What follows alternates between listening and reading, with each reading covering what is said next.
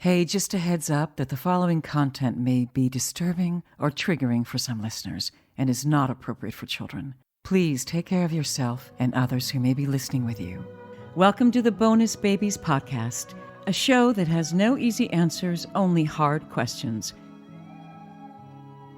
If no one's listening to you and you're abused at home and you're neglected and you don't feel heard and validated, and then one day you meet someone and they just hear you, they don't try to change anything, but they just take the time to listen. I think that is so powerful. And I think that validation is extremely underrated. To be a therapist, we can do amazing interventions using CBT, DBT, and all these things. And that's so important. But I think for a lot of kids, just us listening, actually listening, not doing anything else while we're, not shuffling papers or looking at our nails, actively listening to them and validating them and having this understanding. I think that is extremely powerful. Can you tell me what you call the kids who you've cared for over the years? We feel that the children that we receive coming into our home are bonuses. So we call them bonus babies. I love that. This is your host, Jayne Amelia Larson, and I'm a CASA, a court-appointed special advocate volunteer for youth in foster care. Yeah, I know it's a mouthful. In the same way a CASA works, I explore all things in the foster care maze by talking to kids, parents, caregivers, attorneys, social workers, therapists, really anybody and everybody who will speak to me to keep the conversation open and the information flowing about all things CASA.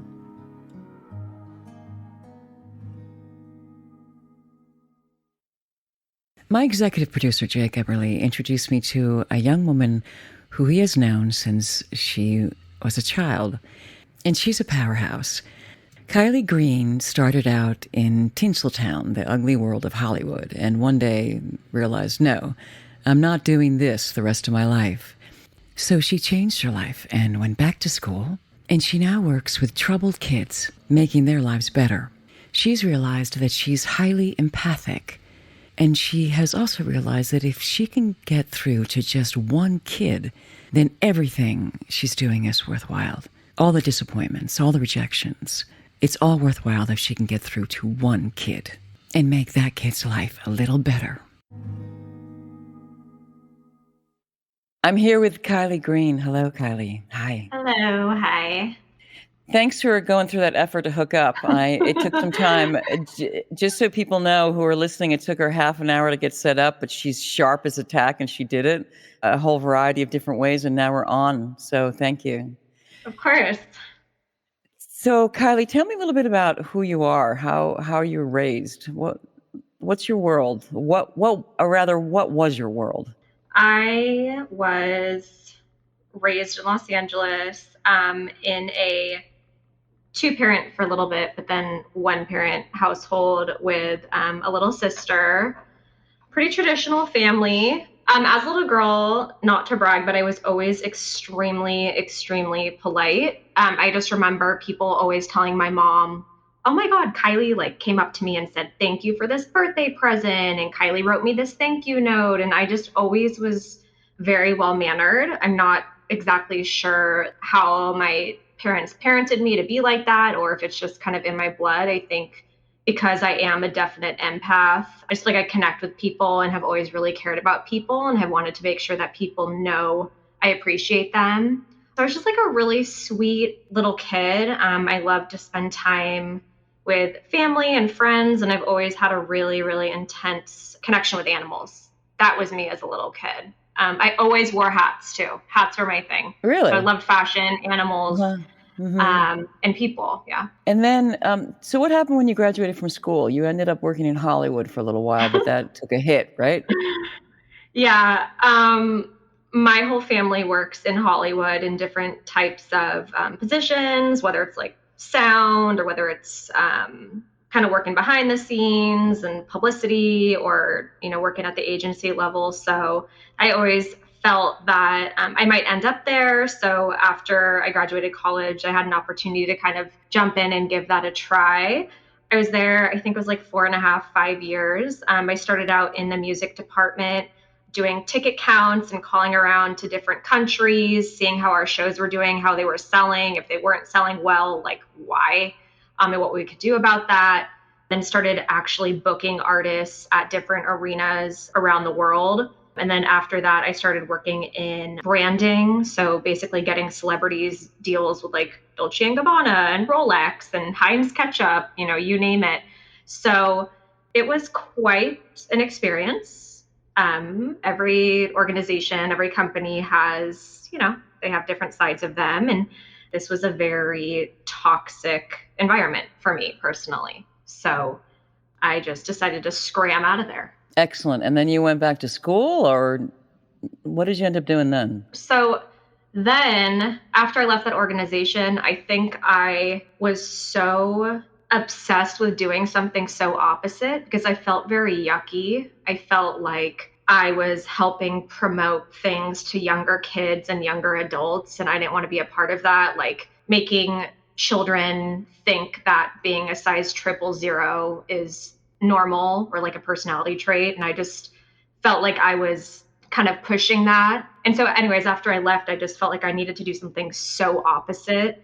So I ended up doing ABA therapy, which is in-home therapy for kiddos that have autism.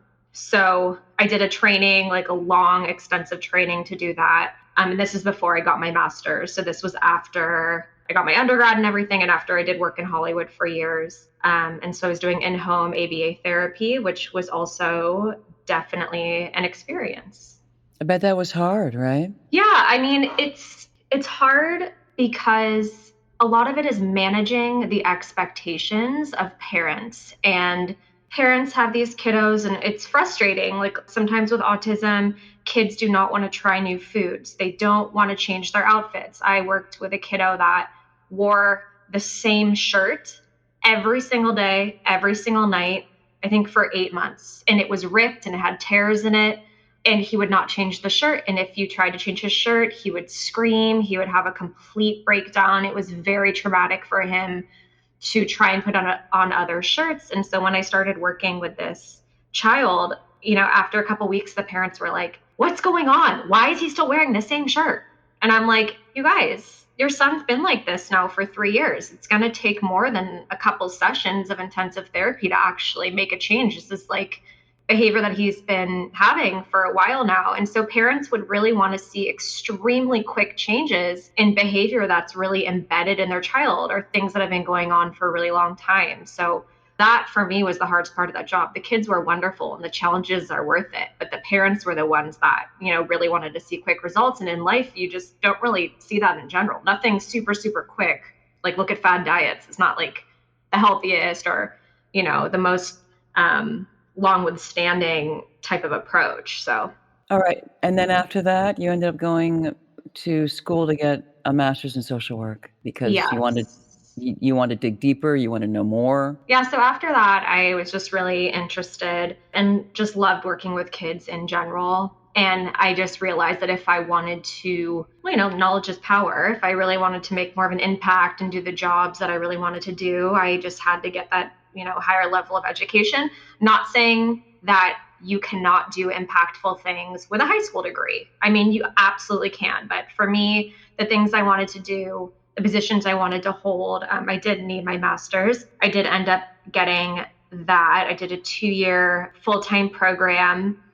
And while I was there, I interned at a school, and I also interned at a hospital. Right. So you worked in actually a psych hospital. That was after. So my internships were at an actual medical hospital as a medical social worker. Mm-hmm. I worked in the cancer department and provided services to, the patients, the families, the caregivers, the friends. And I also ran the support groups for stage 4 terminal cancer patients. Wow, you've just had a really varied experience, and this is at a really young age, right? Yeah.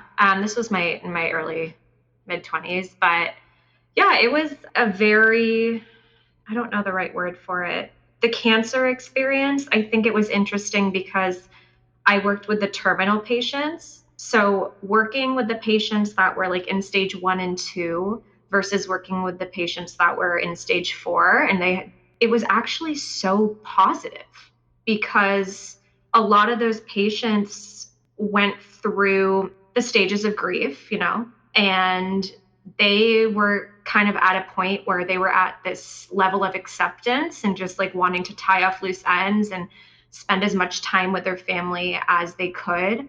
And obviously, this is not for every person. Just in terms of the population that I worked with, that was something that was very surprising to me, is the level of peace and acceptance that I was dealing with. I walked in there thinking I was just going to be sobbing every day. It was going to be so depressing. It was going to be affecting my home life. Like, how am I going to give myself enough self-care to kind of deal with this population? But it was almost the opposite of that. So that's why assuming is not ideal. And how did you end up working exclusively with kids? Because that's what you're doing now, right?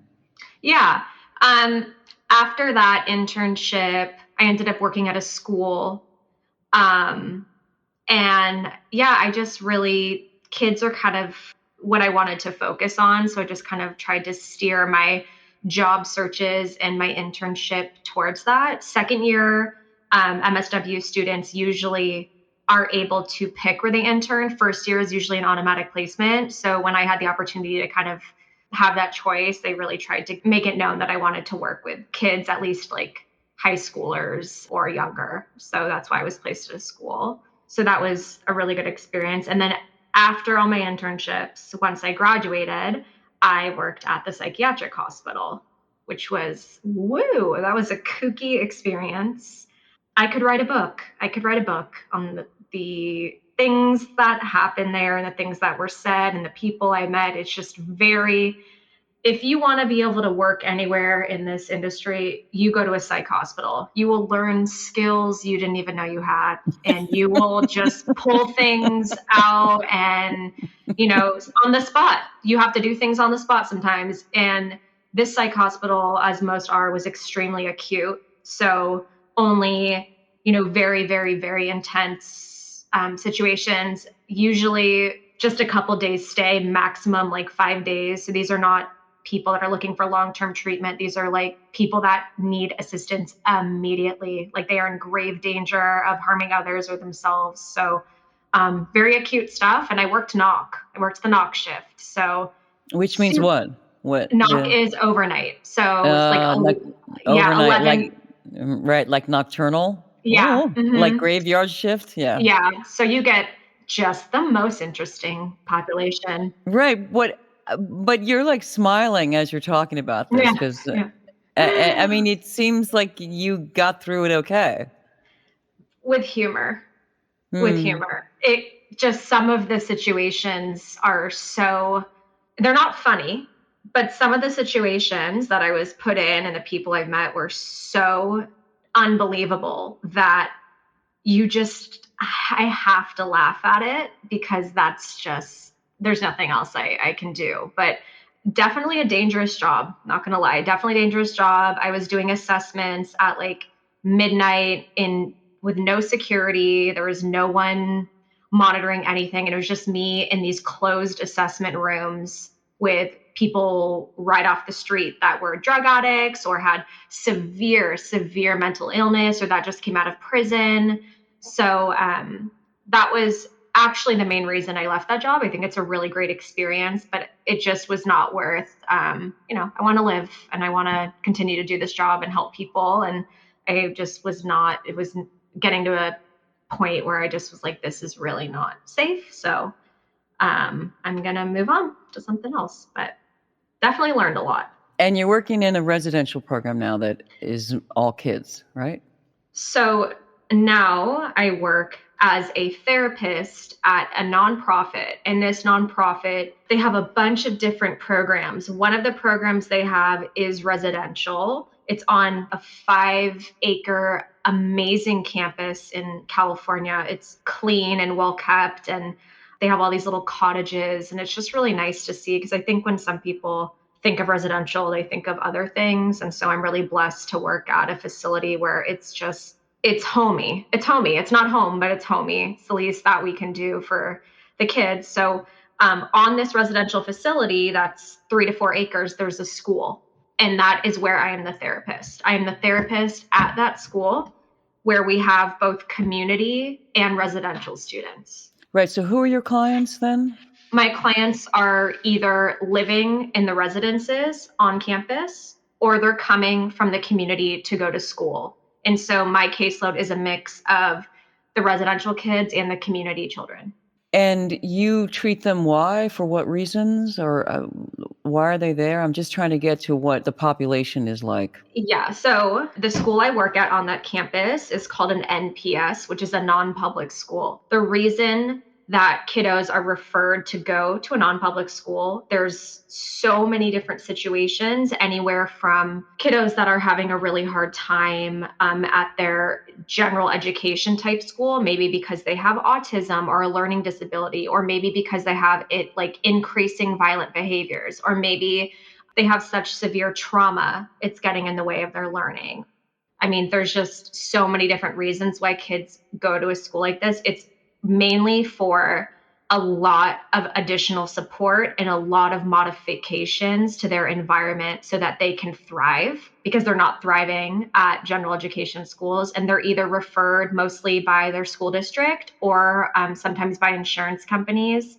And then sometimes there's some other reasons that kind of fall through the cracks that are kind of miscellaneous. So we have kids in the system, there's kids that are recently adopted, there's kids that come from a 2-parent household that there's CPS stuff going on and they can't be in the home right now.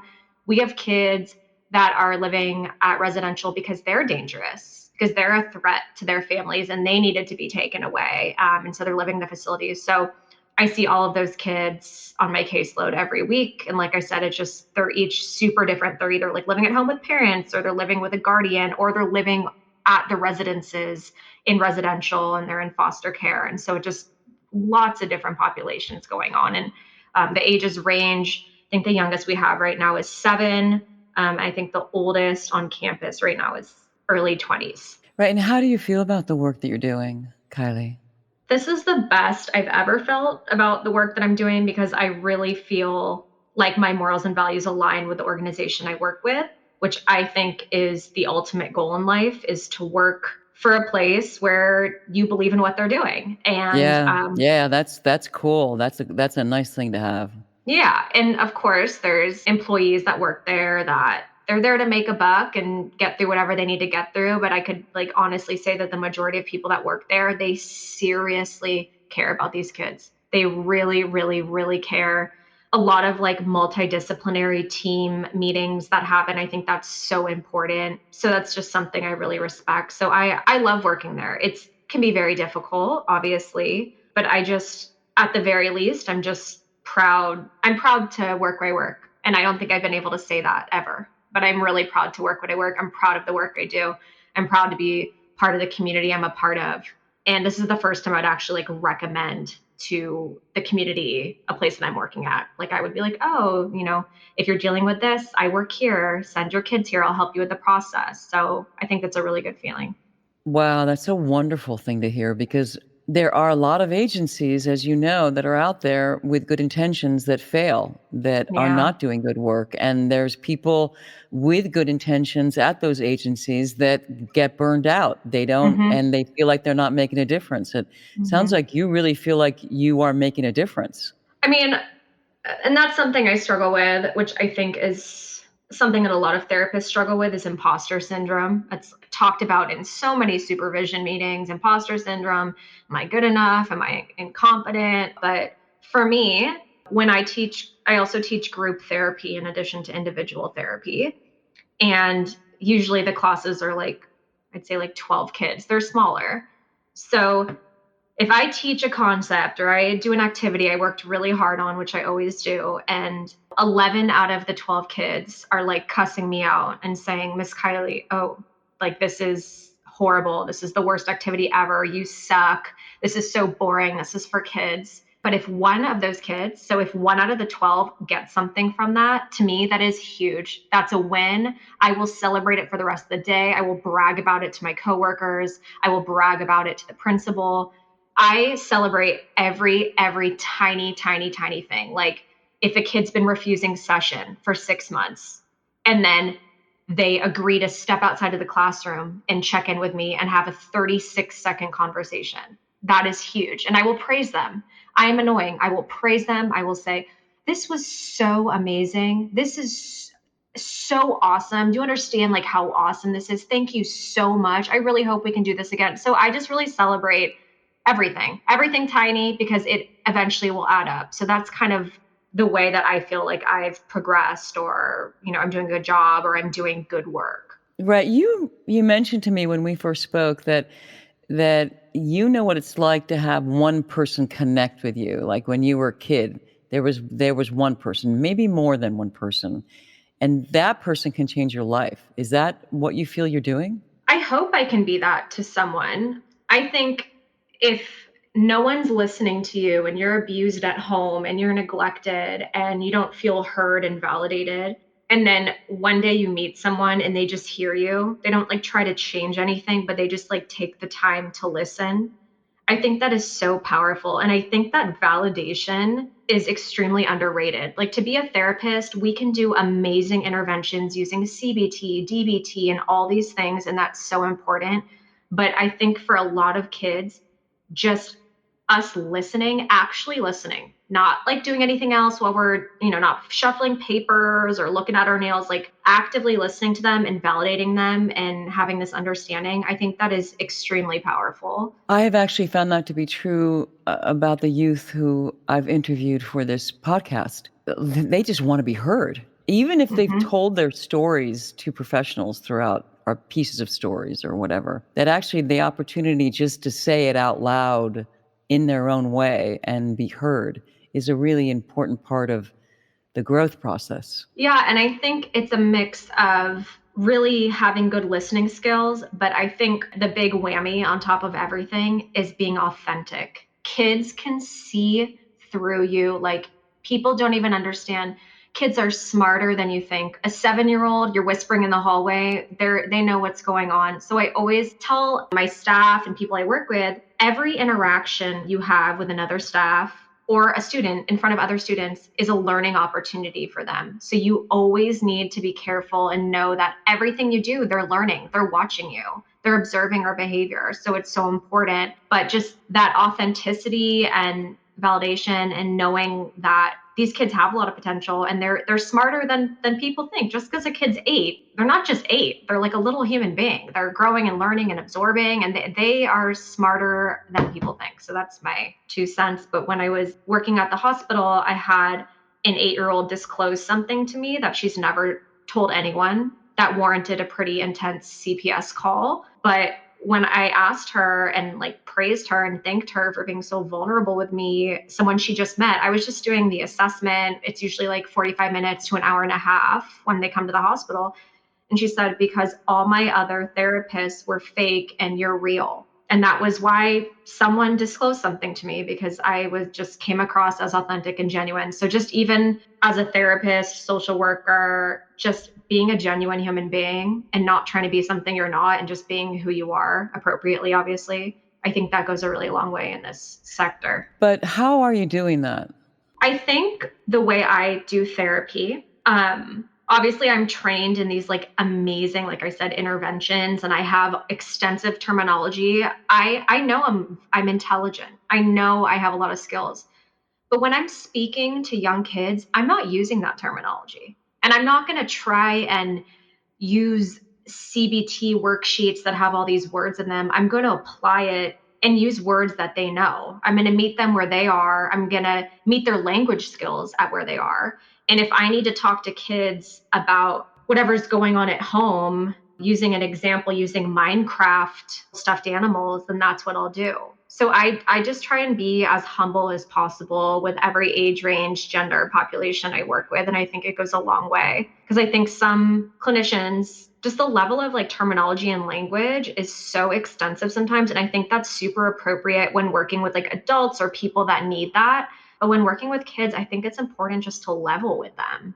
So I think that's maybe the way that I've come off as genuine. I'm also just genuine. So that works. Yeah, and you've also said that even when you get pushback, you make it clear to kids you're not going anywhere, that because so many of the adults in their lives have failed them or left or abandoned Mhm. them or, Mhm. or abused them. And Mhm.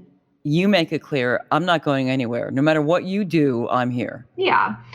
Um, a lot of, I don't know if people know this, but in residential, in CPS, in the foster care system, the turnover is unreal. Like people quitting and them hiring new people. So people are not around for a long time. Right. So you mean the turnover in the people that are giving the care, in the adults giving the care? Yes, in terms of staffing. So these foster kids have a connection with a counselor maybe in residential, and they finally connect with someone, and it's taken 6 months, and they're just starting to be vulnerable. They've just talked about their trauma. They're just processing it. And that counselor leaves. And then a new one comes in for 3 months, and then they leave. And then a new one comes in for 4 months, and they leave. So why waste the energy? Like from the kid's perspective, why am I going to waste the energy? You're just going to leave.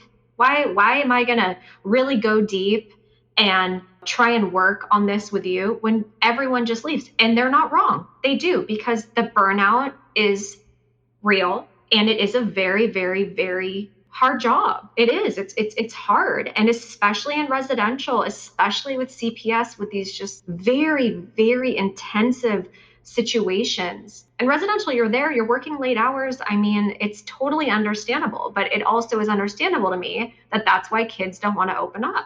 I have heard that from many kids. They say, why should I bother to make the connection? Because they're just going to leave anyway. Yeah. Yeah.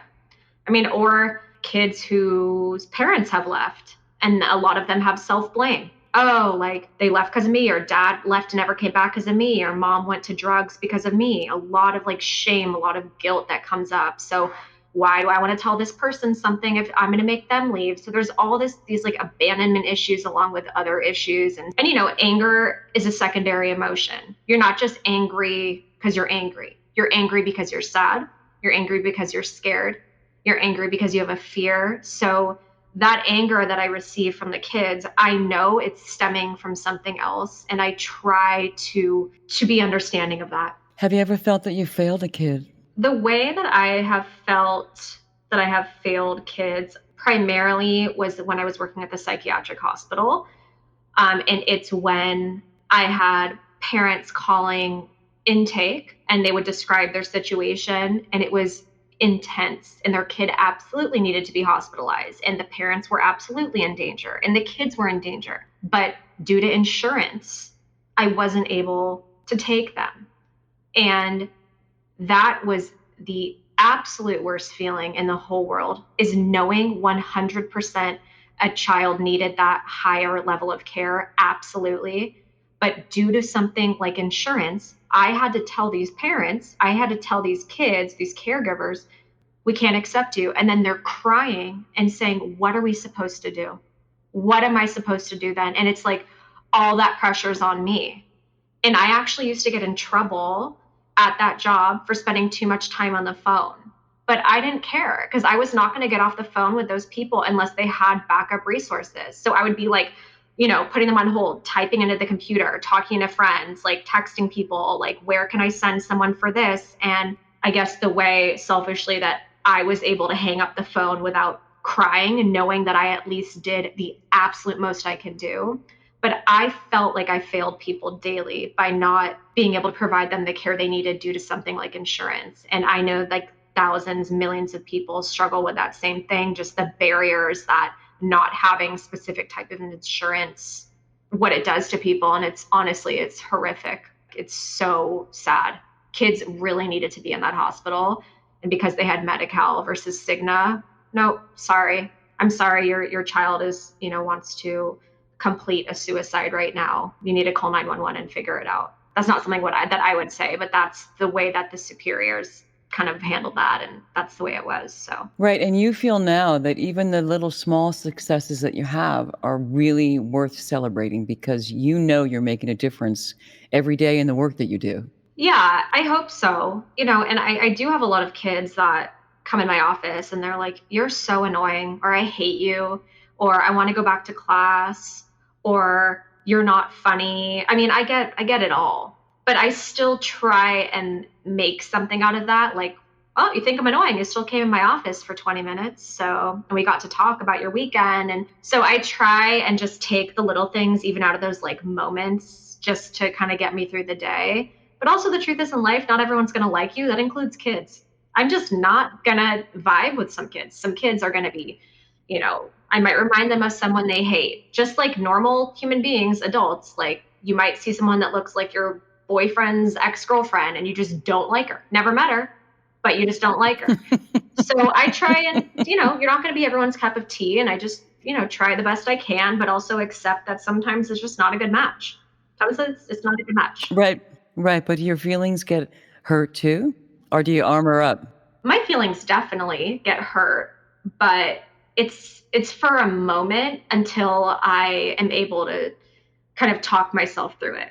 Like, oh, they said this, but I think because I pushed them or placed a demand on them and they're not used to having demands placed and it's triggering, or, oh, they probably just don't like me. Maybe I look like someone, or maybe they just, whatever. Sometimes kids just don't like you, and that's something I've just had to accept. But yeah, I definitely, like, kids can be harsh. They can be super, super mean.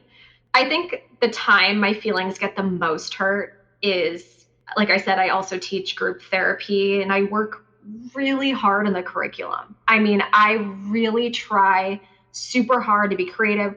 I'm a therapist, not an artist, but I really try and bring in all these different like mediums, and I try and do the most because I know if I go into a classroom with a PowerPoint about levels of anger or feelings, they've heard it all. They've all been therapized. Yeah, they'll just tune out, right? Yeah. Yeah. So I try really hard to kind of add something to it. And sometimes like I will work on it until super late at night, like after work's over, and I'm just like always working on it. And then I'll go in, I'm really excited about it. And they'll just be like, Miss Kylie, this is so dumb. I'm not doing this. And they'll just like start cussing and they'll be super annoyed. They'll rip it up. They'll throw it. And for a second, my feelings are hurt, but is that my ego, or am I, I have to kind of like talk myself through why my feelings are hurt. And then like I said, usually there'll be one person or one comment made that will just allow me to kind of take it as a win, even though to other people it might look like an absolute dumpster fire. To me, I can always find like one thing about it. Like, oh, that kid completed the assignment, or that kid said that they wanted to take this home or back to the residence. So there's always like something I can find. But if my feelings ever do really actually get hurt for a moment, and I feel like someone like stabbed me, it's usually during my group therapy sessions when I really put a lot of like actual time into creating something. But that's okay. It sounds like you're a really good therapist yourself. Me and my inner voice are close. We're close. I'm. What does that mean? Like I'll talk to myself about stuff. Like, it's okay, Kylie. Like you're good. You did the best you could. Like I try and talk myself out of like intrusive thoughts that are negative. What I teach my kids is, sometimes we have these really annoying, mean thoughts that come through. They're just like come through. And the way I explain it is it's just like a dog that's like jumping up and down on you when you get to a friend's house, and it just wants to be pet. It just wants attention. So if you just pet it and say, hey, Buster, what's up? How are you? You're so cute, and rub its head for a second, it's probably going to run away and go get a toy or something. So that's the way that I also treat those to myself, is when I get those thoughts that are like telling me I'm incompetent, or, you're not a good therapist, or today was stupid, you didn't do well in group. I just acknowledge I'm having a bad thought and I give it attention, and then I say, bye, leave the same way you came, the door's open. I'm going to get on with my day. So just things I use with my clients, like the things I say to my kiddos and the way that I do therapy, I also use myself. Because how can you, like, quotation marks with my hands, sell a product like genuinely if you don't even use it yourself, kind of. So that's the way that I feel about therapy. Is like, if you're going to give other people knowledge and share tips and tricks and provide, guidance to people, then I would hope that you would also be utilizing things you're giving to children or other people. So I think that you just sound so talented. You're like a powerhouse. oh, thank you. I appreciate that. Yeah, just the way you're communicating this to me, how much I've learned from you just by this very brief exchange. I kind of want to go home and do some homework to figure out how to be a better therapist for myself, in my own head, right? Yeah, yeah. Well, thank you. And it's funny because, you know, I always kick myself about why did I waste so much time in Hollywood? Why did I waste years and years working in this industry, wanting to become an agent and, live in Los Angeles and have all these nice cars and like have all these big materialistic dreams? But it's like, I don't like the quote, everything happens for a reason. I don't like that because not everything happens for a reason. Sometimes there's straight up tragedy.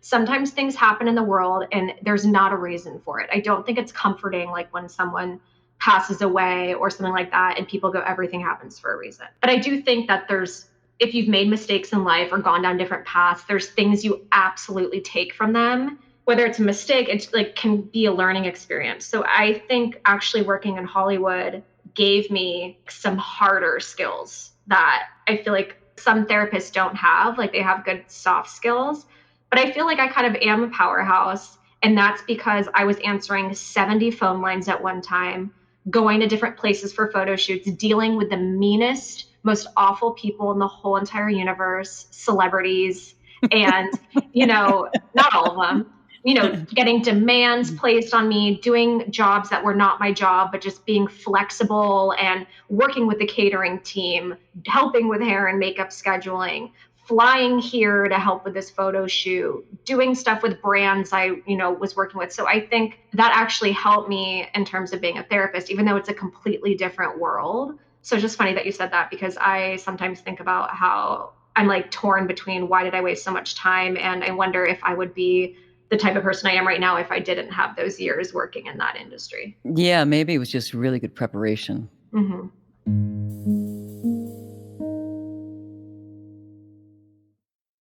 So I want to ask you something I ask all my guests. So what is the one thing about you that no one would know unless you told them? I guess it's not something that no one would know about me, but I don't know if this would surprise people closest to me, but I think it's surprising the level of being an empath that I am. It's kind of outrageous. Like, and this is not in a stalking way, but if I'm in a supermarket and I see an older man, like in his 90s or something like that, and he's walking slow and kind of hunched over and slowly getting groceries, I have to I have to know if he's wearing a wedding ring because I literally won't be able to go home unless I know that he has a partner and he's not like sad and alone.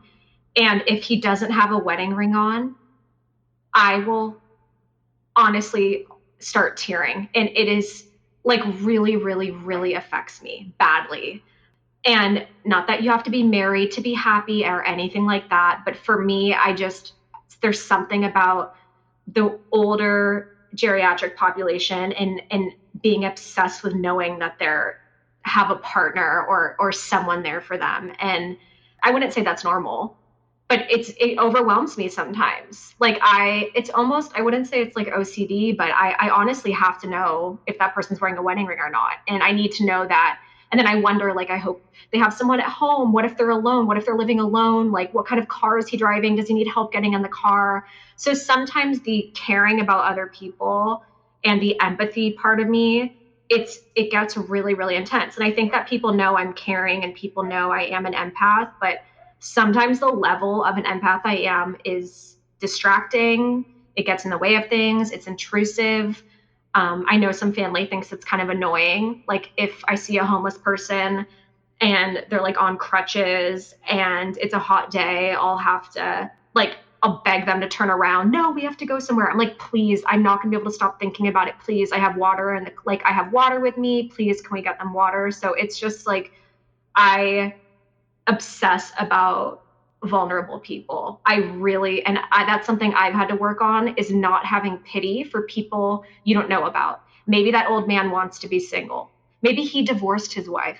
we never know. But that's something that I struggle with, that I think a lot of people that don't know me wouldn't know about me, is just the level of how much time and energy I spend stressing about people that I don't even know. I find this astounding because you present as such an accomplished powerhouse. I can't imagine you obsessing about something that you don't have any control over in general.